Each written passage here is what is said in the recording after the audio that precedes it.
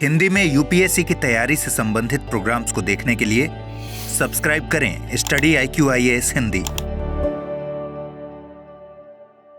सभी को good evening. आइए जहां बचा हुआ था वहां से शुरू कर लेते हैं। प्रारंभिक क्षेत्राधिकार उच्च न्यायालय का क्या है? उच्च न्यायालय मूलतः अपीलीय एपिलेट कोर्ट है, अपीलों की सुनवाई करने वाला कोर्ट है। जैसे अगर मैं आपसे पूछूं कि अपीलों की अंतिम अदालत कौन है, फाइनल अपील सुनने वाला अदालत कौन है? सुप्रीम कोर्ट है। अपीलों को सुनने के लिए अंतिम न्यायालय सुप्रीम कोर्ट है। हाई कोर्ट की भूमिका ज्यादातर अपीलों की सुनवाई में है, ठीक है। प्रारंभिक क्षेत्राधिकार की अगर बात करेंगे, मूल क्षेत्राधिकार की बात करेंगे, जिसका मतलब क्या हुआ, मैंने क्या समझाया था कि ऐसे मामले जिनमें आप सीधे जा सकते हैं हाई कोर्ट, तो हाई कोर्ट का मूल क्षेत्राधिकार हुआ, न कि किसी लोअर कोर्ट से होके अपील लेके तब हाई कोर्ट जाए तो वो मूल क्षेत्राधिकार नहीं हुआ। तो यहां मूल क्षेत्राधिकार का मतलब कि हाई कोर्ट में आप सीधे जा सकते हैं किन किन मामलों को लेकर, वही उसका मूल क्षेत्राधिकार है। यह सीमित है, ठीक है। अपील के मामले में इसका क्षेत्राधिकार व्यापक है। प्रारंभिक क्षेत्राधिकार में सबसे पहले है निर्वाचन संबंधी विवाद, MP और MLA,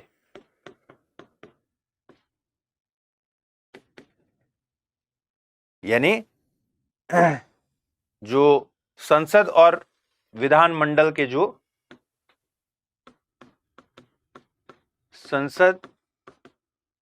विधानमंडल के सदस्यों के निर्वाचन संबंधी जो विवाद जाते हैं वो सीधे हाई कोर्ट में जाते हैं। तो निर्वाचन संबंधी विवाद में इसका मूल क्षेत्राधिकार है। राजस्व के मामले या फिर राजस्व के संग्रहण के मामले को हल करने के लिए जो एक्ट बनाए गए हैं, जो आदेश दिए गए हैं, उनके संबंध में भी रेवेन्यू से जुड़े हुए मामले और रेवेन्यू कलेक्शन से जुड़े हुए मामलों के लिए जो एक्ट बने हैं और जो आदेश बने हैं, उनसे संबंधित मामले सीधे जाते हैं हाई कोर्ट में।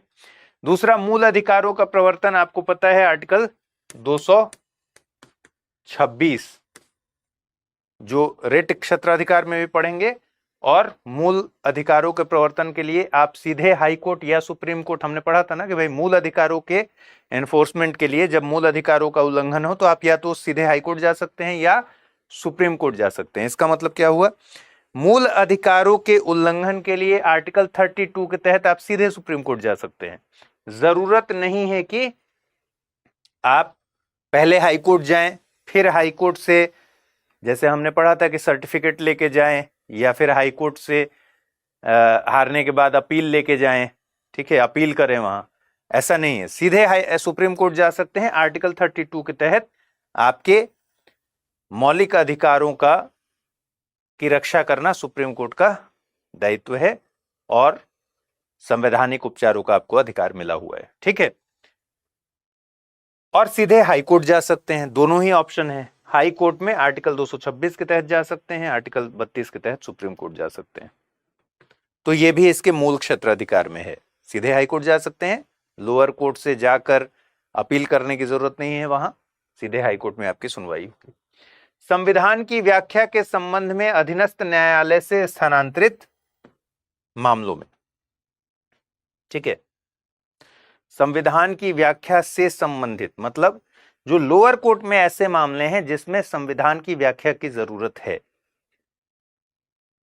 उन मामलों में हाई कोर्ट में जा सकते हैं जब स्थानांतरित कर दिया जाएगा। अधीनस्थ न्यायालय में है मामला, लेकिन उसमें कोई ऐसा सब्सटेंशियल क्वेश्चन ऑफ लॉ है या संविधान की व्याख्या से जुड़ा हुआ मामला है, तो वो मामला सीधे ट्रांसफर होगा हाई कोर्ट के पास और वहां उसकी सुनवाई होगी। तो ये सारे बेयर एक्ट से स्टडी में ज्यादा क्लैरिटी होती है। तो बेयर एक्ट में जब पढ़ाता हूं आप लोग कहते हैं कि इसमें समझ नहीं आ रहा है। हर जगह बेयर एक्ट का इस्तेमाल नहीं कर सकते। बेयर एक्ट आपने सुप्रीम कोर्ट में पढ़ लिया है, ये सारी चीजें पढ़ ली हैं। अब आपको ये तो बताने की जरूरत नहीं है ना कि मूल क्षेत्राधिकार किसको कहते हैं, अपीलीय क्षेत्राधिकार किसको कहते हैं, ये सारे टर्म आप पहले ही जान चुके हैं। तो अब केवल देखना है कि क्या क्या चीजें इसमें हैं। जैसे अगर मैं कहूं कि केंद्र राज्य के बीच विवाद या फिर दो राज्यों के बीच विवाद, हाई कोर्ट का मूल क्षेत्राधिकार है कि नहीं है, ये बताइए।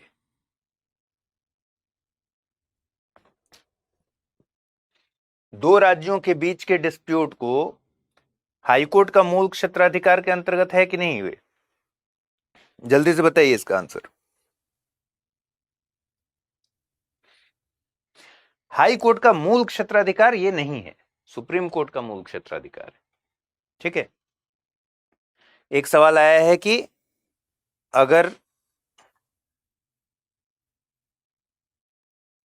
सुप्रीम कोर्ट का है, एचसी का नहीं। हाँ ठीक है। यूपीएससी की तैयारी का हर दिन कीमती होता है और हर कल की राह आज से ही बनती है। तो क्या आपने प्रतिज्ञा ली है अपने आईएएस सपने को साकार करने की? स्टडी IQ लेकर आया है यूपीएससी लाइव फाउंडेशन हिंदी प्रतिज्ञा बैच 2026, जहां कराई जाएगी प्रीलिम्स से लेकर इंटरव्यू तक की पूरी तैयारी, वो भी रणनीतिक गहराई के साथ और सही मार्गदर्शन के साथ। इस बैच में आपको मिलेंगी 1000+ घंटों की लाइव और रिकॉर्डेड कक्षाएं, 1-to-1 personalised mentorship, daily current affairs, test series और सीसेट का कंप्लीट कवरेज, प्रीलिम्स और मेंस रेसिडेंशियल प्रोग्राम यानी PRP और MRP डिसिप्लिन के साथ फोकस भी, इंटरव्यू गाइडेंस प्रोग्राम, IGP अंतिम दौर तक स्टडी IQ आपके साथ रहेगा। और इतना ही नहीं, प्रीलिम्स में सफल होने पर मिलेगा पूरा फीस वापस, टॉप स्कोरर को मिलेगा 11,000 रुपए का नगद पुरस्कार। अब तय कीजिए, आप सिर्फ सपना देखेंगे या उसके लिए स्टडी IQ के साथ मिलकर प्रतिज्ञा निभाएंगे। यूज करें कोड अमृत लाइव और पाएं मैक्सिमम डिस्काउंट हमारे गोल्ड, प्लैटिनम और डायमंड बैचेस पर। अगर अब भी कोई सवाल हो तो डिस्क्रिप्शन में दिए गए लिंक पर क्लिक करें या मुझे सीधा मेल करें amrit@studiiq.com पर। यूपीएससी 2026, आपकी प्रतिज्ञा, हमारा मार्गदर्शन। अब है रिट क्षेत्राधिकार। आपको पता ही है रिट क्षेत्राधिकार के बारे में, आर्टिकल 226 हाई कोर्ट का रिट क्षेत्राधिकार देता है। आर्टिकल 226 जैसे आर्टिकल 32 सुप्रीम कोर्ट को रिट क्षेत्राधिकार देता है। खास बात यह है कि ये मूल अधिकारों के साथ साथ अन्य प्रयोजनों के लिए भी रिट आदेश जारी कर सकता है, जबकि सुप्रीम कोर्ट आर्टिकल 32 के तहत सिर्फ मूल अधिकारों के उल्लंघन के मामले में ही रिट जारी कर सकता है। तो बंदी, प्रत्यक्षीकरण, परमादेश, प्रतिषेध, अधिकार परीक्षा और उत्प्रेषण, ये जो रिट हैं ये जारी करता है हाईकोर्ट भी, और ये हाईकोर्ट मूल अधिकारों के साथ साथ अन्य प्रयोजनों के लिए भी कर सकता है, जबकि सुप्रीम कोर्ट की शक्ति इस मामले में सीमित है और हाई कोर्ट की शक्ति इस मामले में व्यापक है। एल चंद्र कुमार केस में 1997 में एल चंद्र कुमार केस में सुप्रीम कोर्ट ने कहा कि जो रिट क्षेत्राधिकार है वो भी संविधान के आधारभूत ढांचे का पार्ट है। इसका मतलब अगर संसद चाहे भी तो रिट क्षेत्राधिकार को किसी भी हाल में कम नहीं कर सकती या छीन नहीं सकती। ठीक है, बदलाव नहीं कर सकती। अपीलीय क्षेत्राधिकार, उच्च न्यायालय मुख्य रूप से अपीलीय न्यायालय है। लोअर कोर्ट से जितने भी केसेस होते हैं अपील कहां होते हैं? हाई कोर्ट में होते हैं। ठीक है, तो अपीलीय न्यायालय ही मुख्य रूप से है। प्रादेशिक न्यायिक क्षेत्र में अधीनस्थ न्यायालयों के निर्णयों के खिलाफ अपीलों की सुनवाई करता है। प्रादेशिक मतलब जिस स्टेट में है उस स्टेट के जो लोअर कोर्ट्स होंगे वहां से जब भी सुनवाई होगी तो उसके अपील कहां आएंगे? हाई कोर्ट्स में आएंगे। अब दोनों मामलों में अपीलीय क्षेत्राधिकार है। दीवानी मामलों में मतलब राजस्व से जुड़े हुए जो मामले हैं, सिविल मामले हैं, और आपराधिक मामलों में भी अपीलीय क्षेत्राधिकार है, यानी क्राइम से जुड़े हुए जो मामले हैं उसमें भी अपीलीय क्षेत्राधिकार है। इसका सीधा सीधा मतलब हुआ कि लोअर कोर्ट में सिविल, और आपको पता है सिविल और क्राइम, क्रिमिनल, सिविल कोर्ट्स को क्या हम कहते हैं? सिविल कोर्ट में डिस्ट्रिक्ट जज होता है सबसे बड़ा अधिकारी, सबसे बड़ा न्यायाधीश, और सेशन कोर्ट कहते हैं जहां आपराधिक मामलों की सुनवाई होती। ये सब हम कल पढ़ चुके हैं। तो दीवानी मामलों में अपीलीय क्षेत्राधिकार अगर हाई कोर्ट की देखेंगे तो district courts, additional district courts, अन्य जो सबऑर्डिनेट कोर्ट्स हैं, इनके आदेशों के खिलाफ और इनके निर्णयों के खिलाफ प्रथम अपील के लिए सीधे उच्च न्यायालय में जा सकते हैं। प्रथम अपील और सेकंड अपील का मतलब सिर्फ इतना है कि मान लीजिए यहां हाई कोर्ट है, ठीक है, इसके नीचे डिस्ट्रिक्ट एंड सेशन कोर्ट है। अभी आप आगे पढ़ेंगे कि जिला न्यायाधीश के अंतर्गत कौन कौन से टर्म आते हैं। जैसे आप सुनते हैं एडीजे, तो जिला न्यायाधीश में आशय एडीजे भी उसमें शामिल है, ठीक है। तो कौन कौन से ऐसे टर्म हैं जो जिला न्यायाधीश के अंतर्गत आते हैं, ये आगे पढ़ेंगे। तो डिस्ट्रिक्ट एंड सेशन कोर्ट हो गया, फिर सबऑर्डिनेट कोर्ट्स हो गए, ठीक है। अब मान लीजिए यहां सबऑर्डिनेट कोर्ट्स में, यानी डिस्ट्रिक्ट कोर्ट से भी नीचे, डिस्ट्रिक्ट एंड सेशन कोर्ट से भी नीचे कोई मामला सुनवाई हुआ, ठीक है, और इस पर निर्णय आ गया या आदेश आ गया। अब इस निर्णय के खिलाफ अपील हुई, अगर कहां, डिस्ट्रिक्ट एंड सेशन कोर्ट में, तो फर्स्ट अपील हो गया, पहली अपील तो हो गई।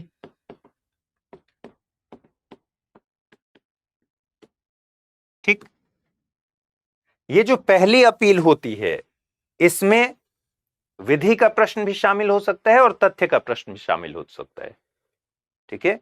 तो विधि और तथ्य के प्रश्न पर पहली अपील की जा सकती है।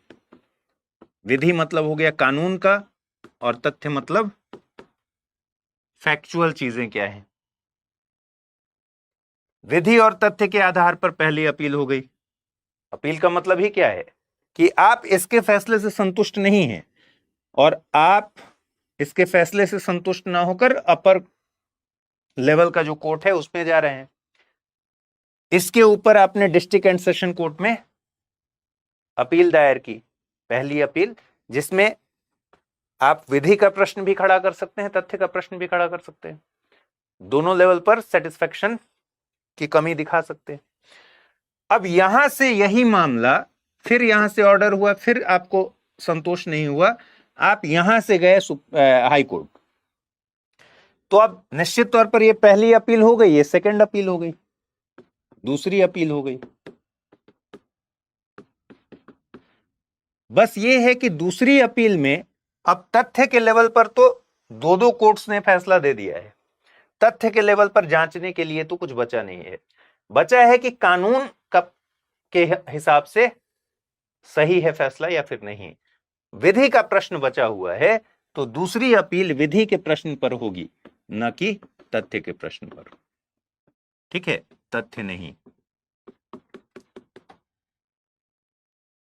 तो यही पहली अपील और दूसरी अपील है, ठीक है। जिला न्यायालय, अतिरिक्त जिला न्यायालय या अन्य अधीनस्थ न्यायालयों के आदेश और निर्णयों को प्रथम अपील के लिए सीधे हाई कोर्ट में लाया जा सकता है। फिर जिला न्यायालय और अन्य अधीनस्थ न्यायालयों के आदेशों और निर्णय के विरुद्ध दूसरी अपील, जिसमें कानून का प्रश्न हो, विधि का प्रश्न हो, तथ्यों का नहीं, यह भी जा सकता है अपील के लिए, ठीक है। दोनों तरह के अपील जा सकते हैं, सीधी भाषा में यह है। बात स्पष्ट है। बस ये है कि पहला फर्स्ट टाइम जब अपील होगा, तो जैसे डिस्ट्रिक्ट कोर्ट ने कोई फैसला सुनाया, मामला यहीं से शुरू हुआ था और फर्स्ट अपील के तौर पर यहां चला गया, तो इसमें हाई कोर्ट में विधि और तथ्य दोनों का प्रश्न शामिल है, ठीक है। लेकिन ये अगर सेकंड अपील है तो अब सिर्फ और सिर्फ विधि का प्रश्न पर अपील किया जा सकता है, तथ्य के प्रश्न पर नहीं, यही बात लिखी हुई, ठीक है। चलिए,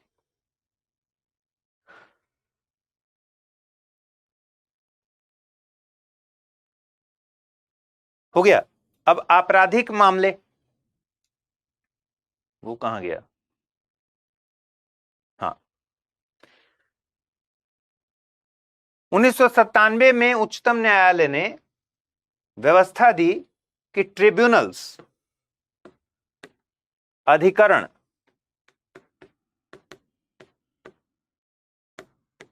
ट्रिब्यूनल्स उच्च न्यायालय के अपीलीय क्षेत्राधिकार के विषयाधीन हैं। इसका मतलब क्या हुआ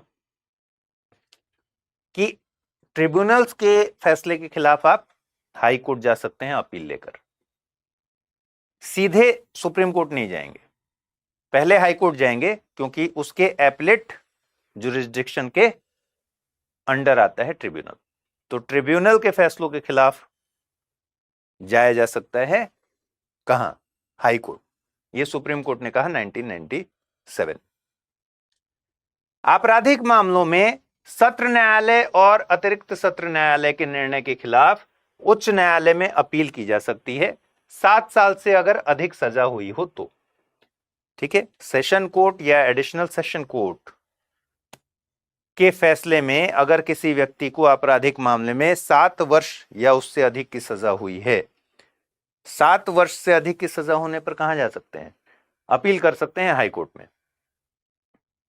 ठीक, ध्यान एक बात का यह रखना है कि अगर सत्र न्यायालय ने, सेशन कोर्ट ने या फिर अतिरिक्त सत्र न्यायालय ने अगर किसी को मृत्युदंड दे दिया है, कैपिटल पनिशमेंट दे दिया है, फांसी की सजा दे दी है, तो बस ये ध्यान रखना है, यहां से क्वेश्चन पूछा जा सकता है, तो हर हाल में उसको उसकी मृत्युदंड पर कार्यवाही तभी होगी, मतलब उसको फांसी तभी दी जाएगी जब उच्च न्यायालय इसकी पुष्टि कर दे, उच्च न्यायालय इसकी पुष्टि करे। और खास बात यह है कि यह पुष्टि करने के लिए किसी को भी अपील करने की जरूरत नहीं। देखिए, अगर 7 साल से अधिक की सजा होगी तो अपील करने वाले की इच्छा पर डिपेंड करता है, वो अपील करे हाई कोर्ट में जाकर, नहीं करना चाहे तो ना करे। ठीक है, लेकिन अगर किसी को मृत्युदंड दे दिया गया सत्र न्यायालय से, सेशन कोर्ट से या एडिशनल सेशन कोर्ट से, तो अब वो अपील करे या ना करे, हाई कोर्ट उसको एक बार रिव्यू करेगा। और बिना हाई कोर्ट की पुष्टि के, जब तक हाई कोर्ट इस पर सहमति नहीं दे दे कि ठीक है भाई ये मृत्युदंड एग्जीक्यूट किया जाए, तब तक उसको फांसी की सजा नहीं होगी, उसको फांसी दी नहीं जाएगी। ठीक, तो मृत्युदंड पर कार्यवाही में उच्च न्यायालय की पुष्टि की अनिवार्यता है। ध्यान यह रखना है कि इसमें अपील करना जरूरी नहीं है। जबकि 7 साल की से अधिक की सजा हो गई तो फिर अपील करने पर ही हाई कोर्ट उसकी सुनवाई करेगा, ऑब्वियसली। अपने क्षेत्राधिकार के सभी न्यायालयों और न्यायाधिकरणों पर अधीक्षण की शक्ति है। ठीक है, सुपरविजन की शक्ति है। पर्यवेक्षीय क्षेत्राधिकार मतलब सुपरविजन करने का जुरिस्डिक्शन है किसके पास? High court. अपना जो न्याय, जो उसका अधिकारिता वाला क्षेत्र है, जैसे मान लीजिए हम कल देख रहे थे ना कि कलकत्ता है और उसके जुरिस्डिक्शन में अंडमान निकोबार और कलकत्ता दोनों हैं। ठीक है, तो जिस स्टेट का उसका न्यायिक क्षेत्र है उसके तहत सभी न्यायालयों और न्यायाधिकरणों का वो अधीक्षण कर सकता है। ठीक है, अपवाद के तौर पर सैन्य न्यायालय नहीं है इसमें, और अभिकरणों को छोड़कर। प्रशासनिक पर्यवेक्षण तथा न्यायिक पर्यवेक्षण यानी एडमिनिस्ट्रेटिव सुपरविजन और जुडिशियल सुपरविजन दोनों ही इसमें शामिल है। जैसा कि हमने कल देखा था कि दोनों ही उच्च न्यायालय के अंतर्गत आता है, सिर्फ न्यायिक नहीं बल्कि एडमिनिस्ट्रेटिव भी। एडमिनिस्ट्रेटिव में बहुत सारी चीजें हो गई, जैसे कामकाज से लेकर अवकाश वगैरह सब कुछ उसके अंडर आता है। अधीनस्थ न्यायालयों पर नियंत्रण। जिला न्यायाधीशों की नियुक्ति, तैनाती और पदोन्नति तथा व्यक्ति की राज्य न्यायिक सेवा में नियुक्ति के संदर्भ में यह राज्यपाल को परामर्श देता है। हाई कोर्ट क्या करता है? डिस्ट्रिक्ट जज के अपॉइंटमेंट में, नियुक्ति में, उनकी पोस्टिंग में, उनके प्रमोशन में और राज्य न्यायिक सेवा में किसी व्यक्ति की नियुक्ति के संदर्भ में राज्यपाल को परामर्श देने का काम हाई कोर्ट करता है। हाई कोर्ट राज्य की न्यायिक सेवा एक बात और आपको पता होना चाहिए कि हम जब बात करते हैं डिस्ट्रिक्ट जज की, और आप हमेशा देखते हैं राज्य में पीसीएस एग्जाम लेता है जुडिशरी का, ठीक है, तो पीसीएस जो एग्जाम लेता है जुडिशरी का, इससे कौन सा पद जनरेट होता है? इससे डिस्ट्रिक्ट जज नहीं बनते, इससे जुडिशियल मजिस्ट्रेट्स के लेवल पर भर्ती होती है। वो धीरे धीरे प्रमोट करके बनते हैं जाकर कहां? डिस्ट्रिक्ट जज, सेशन जज। लेकिन अगर ये न्यायाधीश डिस्ट्रिक्ट जज भी न्यायाधीश, तो इसके अलावा न्यायिक सेवा में और भी तो भर्तियां हो रही हैं। डिस्ट्रिक्ट जज लेवल पर डिस्ट्रिक्ट जज हो गया, एडीजे हो गया, असिस्टेंट डिस्ट्रिक्ट जज हो गया, एडिशनल डिस्ट्रिक्ट जज हो गया, ठीक है, सेशन जज हो गया, फिर असिस्टेंट सेशन जज हो गया, ज्वाइंट डिस्ट्रिक्ट जज हो गया। ये सब डिस्ट्रिक्ट जज के टर्म में ही शामिल हैं। ये हम आगे देखेंगे, इसका संविधान में वर्णन है, ठीक है। लेकिन जो पीसीएस एग्जाम लेता है, अन्य न्यायिक जो डिस्ट्रिक्ट जज, जिला न्यायाधीश को अगर छोड़ दें, तो अन्य जो न्यायिक पद हैं,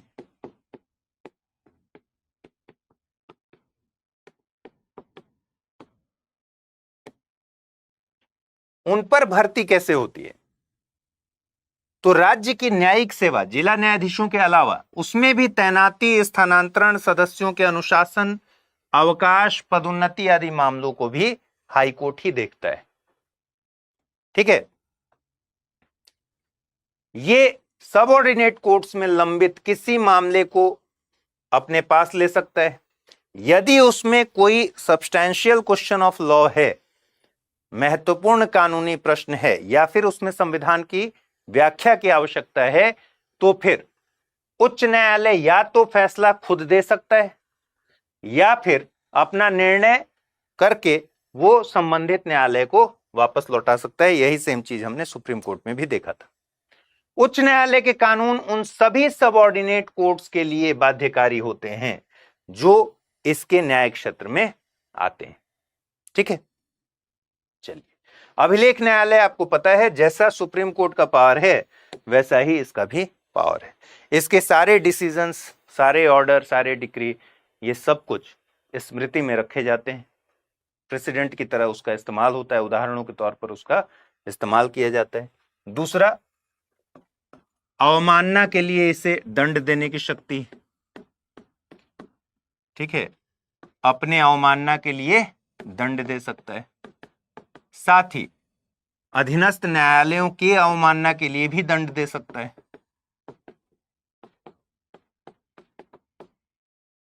ठीक है। अवमानना के लिए कोई स्पेसिफिक डेफिनेशन नहीं दिया गया है संविधान में। इसके लिए एक एक्ट जरूर बना है, कंटेम्प्ट ऑफ कोर्ट एक्ट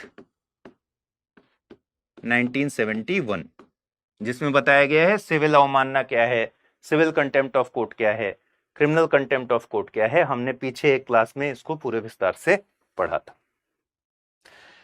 तो ये पूरा हाई कोर्ट का चैप्टर हो गया। अब अधीनस्थ न्यायालय में जो कुछ जरूरी चीजें हैं उसको देख लेते हैं। अधीनस्थ न्यायालय या सबऑर्डिनेट कोर्ट को लोअर कोर्ट भी कहा जाता है, आपको पता है, और ये उच्च न्यायालय के अधीन होते हैं, इसलिए इनको अधीनस्थ न्यायालय कहा जाता है, सबऑर्डिनेट कोर्ट कहा जाता है। अधीनस्थ न्यायालय राज्य सरकार के अधिनियमों से बनते हैं, अस्तित्व में आते हैं, इसलिए अस्तित्व में आए हैं कैसे? राज्य सरकार के अधिनियम से। इसलिए आप देखेंगे अलग अलग स्टेट में पद के नाम अलग अलग दिखेंगे आपको, ठीक है, न्यायालयों के नाम अलग अलग दिखेंगे। बिहार में कुछ और दिखेगा, यूपी में कुछ और दिखेगा, एमपी में कुछ और दिखेगा, ठीक। बट स्ट्रक्चरल जो स्वरूप है, जो इसका ऑर्गेनाइजेशनल स्ट्रक्चर है, संगठनात्मक ढांचा है, वो ऑलमोस्ट हर जगह एक ही जैसा दिखता है। अध्याय 6 में अनुच्छेद 233 से 237 तक, 214 से 231 तक हमने क्या देखा था? High courts. ठीक है, उच्च न्यायालय यानी अध्याय 5 भाग 6 का, और भाग 6 का अध्याय 6 जो है इसमें 233 से 237 तक अधीनस्थ न्यायालय, सबऑर्डिनेट कोर्ट। ठीक है, तो इनके संगठन को रेगुलेट करने का, कार्यपालिका से इनकी स्वतंत्रता का, ये सारे प्रावधान 233 से 237 में दिए गए हैं। जिला न्यायाधीश की नियुक्ति, देखिए आर्टिकल 233 1, जिला न्यायाधीश की नियुक्ति कौन करता है? राज्यपाल। ध्यान रखिएगा, अभी तक हमने जितनी भी नियुक्तियां देखी हैं सब न्यायाधीशों की नियुक्तियां कौन करता था? प्रेसिडेंट। हाई कोर्ट तक न्यायाधीश की नियुक्ति कौन करता था? प्रेसिडेंट। राज्यपाल की भूमिका वहां सिर्फ एक थी, शपथ लेने में राज्यपाल की भूमिका थी। ठीक है, जिला न्यायाधीश की नियुक्ति राज्यपाल द्वारा संबंधित राज्य के उच्च न्यायालय के मुख्य न्यायाधीश के परामर्श से की जाती है। जिला न्यायाधीश सब और लोअर कोर्ट में सबसे हायर पोस्ट है न्यायाधीशों में। योग्यताएं दिया गया है अनुच्छेद 233 में ही, अनुच्छेद 233 के 2 में योग्यताएं क्या क्या होना चाहिए। पहला तो वो केंद्र या राज्य सरकार में किसी सेवा में नहीं होना चाहिए। व्यक्ति जिसको जिला न्यायाधीश बनना है उसकी एलिजिबिलिटी में, क्राइटेरिया में क्या है कि वो केंद्र या राज्य सरकार के अधीन किसी सेवा में काम ना कर रहा हो। दूसरा, कम से कम उसको 7 साल का अनुभव हो वकील के तौर पर। तीसरा, उच्च न्यायालय, वकील या प्लीडर के तौर पर उच्च न्यायालय में उसकी, उच्च न्यायालय ने सिफारिश की हो उसकी नियुक्ति के लिए। यही 3 कंडीशंस दिए गए हैं। पहला, केंद्र या राज्य सरकार के अधीन किसी सरकारी सेवा में काम न कर रहा हो। दूसरा, कम से कम 7 साल का अनुभव हो वकालत के लिए की। और तीसरा, उच्च न्यायालय से उसकी नियुक्ति की सिफारिश की गई हो। लेकिन किस पद की बात हो रही है? जिला न्यायाधीश की पद की बात हो रही है। ठीक है, डिस्ट्रिक्ट जज, इसके लिए योग्यताएं बताई गई। इसका एग्जाम पीसीएस नहीं लेता, ध्यान रखना है। पीसीएस डिस्ट्रिक्ट जज का एग्जाम नहीं लेता। अनुच्छेद 233(2) में ये 3 क्राइटेरिया हैं। लेकिन जिला न्यायाधीशों से भिन्न व्यक्तियों की नियुक्ति जब होगी तो व्यवहार में पीसीएस ही इसका एग्जाम लेता है जनरली। तो जिला न्यायाधीश से भिन्न व्यक्तियों की नियुक्ति में आर्टिकल 234 कहता है कि जिला न्यायाधीशों के अलावा अन्य व्यक्ति, जिसको हम अगर लेमन में बोलें तो अन्य न्यायाधीशों की नियुक्ति की अगर बात करें तो उनकी नियुक्ति राज्य लोक सेवा आयोग के और उच्च न्यायालय के परामर्श से राज्य के राज्यपाल द्वारा की जाती है। तो दोनों में अंतर क्या है? दोनों ही राज्य के राज्यपाल द्वारा नियुक्ति की जा रही है। जिला न्यायाधीश की नियुक्ति में राज्य का राज्यपाल द्वारा परामर्श किससे लिया जा रहा है?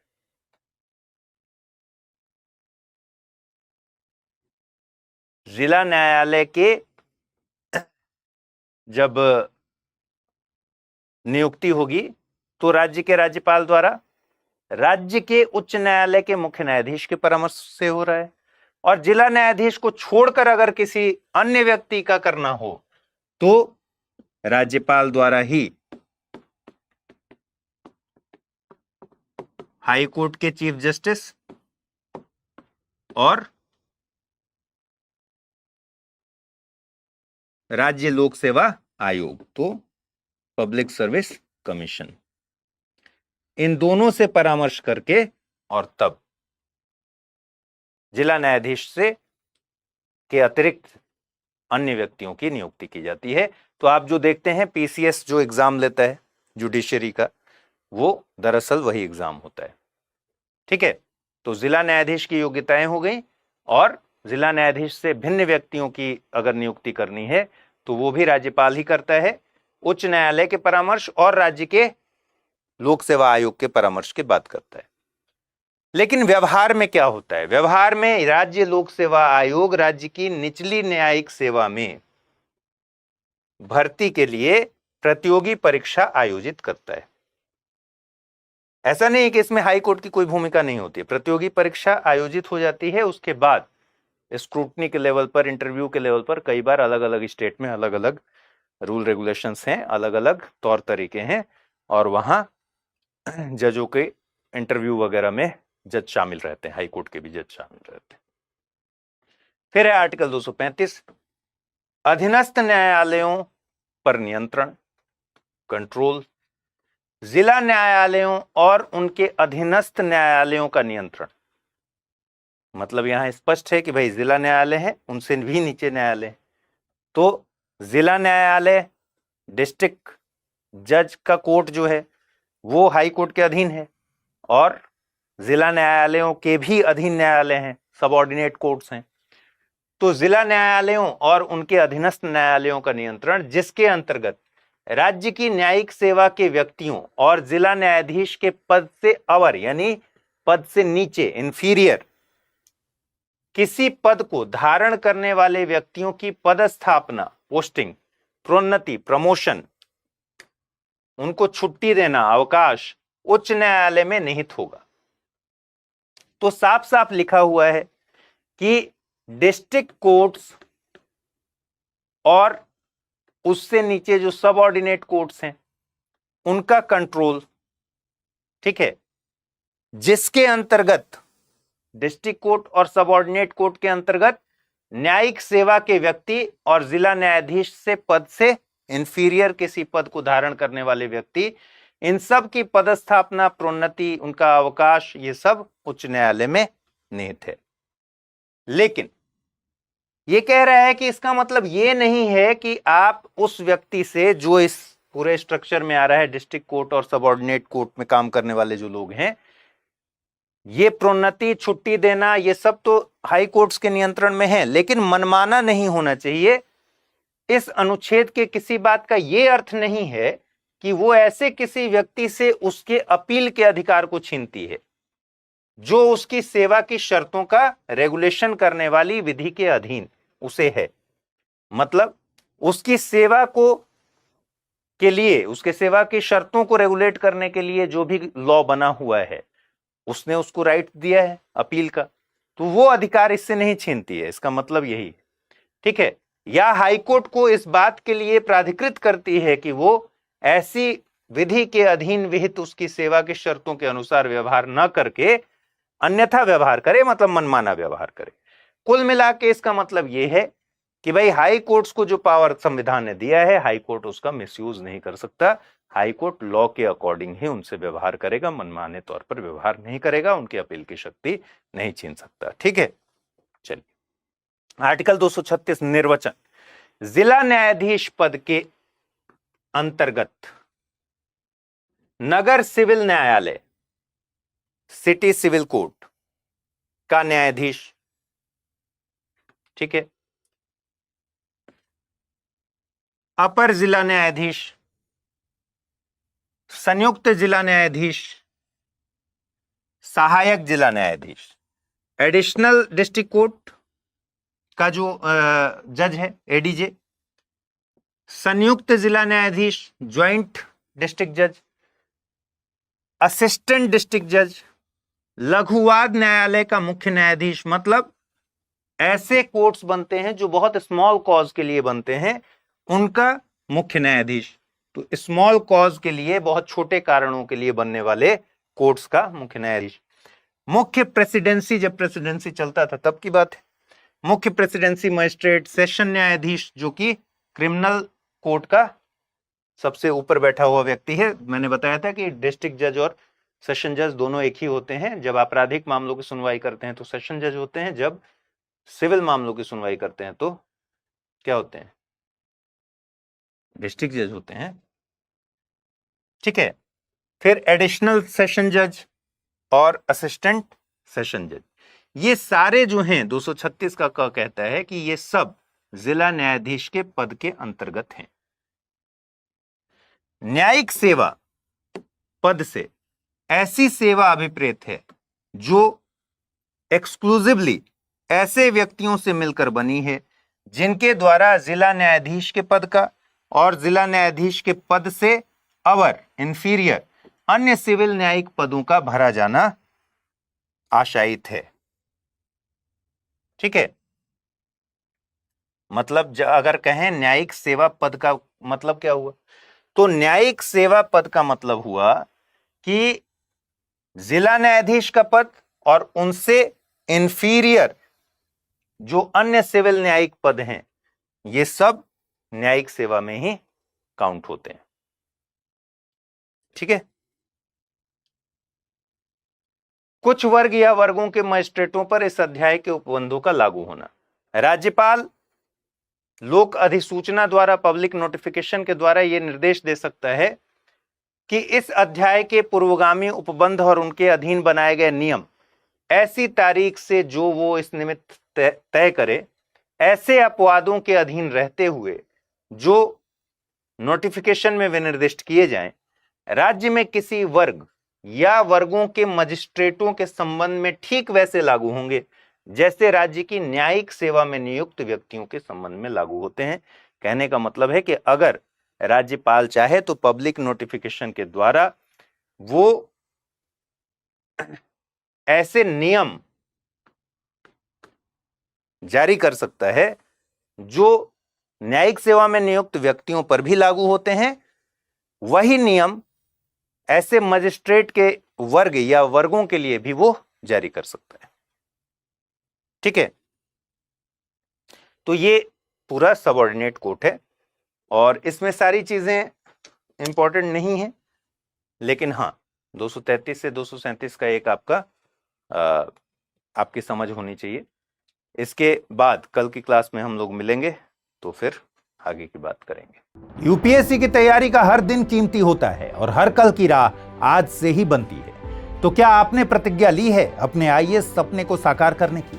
स्टडी IQ लेकर आया है यूपीएससी लाइव फाउंडेशन हिंदी प्रतिज्ञा बैच 2026, जहां कराई जाएगी प्रीलिम्स से लेकर इंटरव्यू तक की पूरी तैयारी, वो भी रणनीतिक गहराई के साथ और सही मार्गदर्शन के साथ। इस बैच में आपको मिलेंगी 1000+ घंटों की लाइव और रिकॉर्डेड कक्षाएं, 1-to-1 personalised mentorship, daily current affairs, test series और सीसेट का कंप्लीट कवरेज, प्रीलिम्स और मेंस रेसिडेंशियल प्रोग्राम यानी PRP और MRP डिसिप्लिन के साथ फोकस भी, इंटरव्यू गाइडेंस प्रोग्राम, IGP, अंतिम दौर तक स्टडी IQ आपके साथ रहेगा। और इतना ही नहीं, प्रीलिम्स में सफल होने पर मिलेगा पूरा फीस वापस, टॉप स्कोरर को मिलेगा 11,000 रुपए का नगद पुरस्कार। अब तय कीजिए, आप सिर्फ सपना देखेंगे या उसके लिए स्टडी IQ के साथ मिलकर प्रतिज्ञा निभाएंगे। यूज करें कोड अमृत लाइव और पाएं मैक्सिमम डिस्काउंट हमारे गोल्ड, प्लैटिनम और डायमंड बैचेस पर। अगर अब भी कोई सवाल हो तो डिस्क्रिप्शन में दिए गए लिंक पर क्लिक करें या मुझे सीधा मेल करें amrit@studyiq.com पर। यूपीएससी 2026, आपकी प्रतिज्ञा, हमारा मार्गदर्शन। हिंदी में यूपीएससी की तैयारी से संबंधित प्रोग्राम्स को देखने के लिए सब्सक्राइब करें स्टडी IQ IAS हिंदी।